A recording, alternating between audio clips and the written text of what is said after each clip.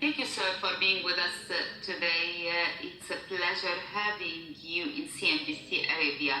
Sir, speaking about the Chinese data, um, we were speaking before that the Chinese data are less than expected for the second quarter. They are disappointing for the world, but even China are still targeting less expectations in The current data release that has happened for the Q2, this should be seen in the light of the lower base effect for the last year.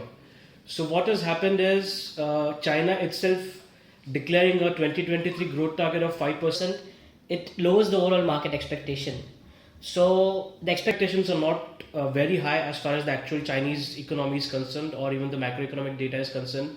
If you look at the overall release of the retail sales data, the industrial productions, they have been somewhat rocky. The worst part has been the consumption side, the consumer spending data that has not at all been optimistic for the overall macroeconomic health.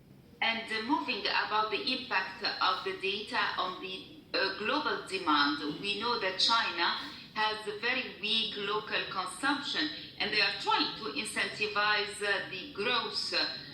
Are we expecting more decrease of interest rates by the central bank in order to incentivize the growth locally? To be very frank and to see the data, the overall Chinese credit impulse that has happened over the last 12 months, the Chinese interest rates have already been cut down in the range of 75 basis point to 1 percentage point over the last 10 to 12 month period. So far, that has helped credit spending in some way, but that is not actually transmitted to the local property sector.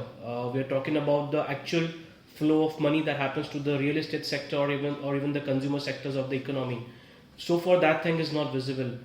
So going ahead, maybe we can see more of a fiscal stimulus packages targeted towards individual sectors. So maybe we are talking something that is more to do with youth targeting. I mean, bringing down the youth unemployment rate, trying to incentivize the local domestic spending economy, something like that.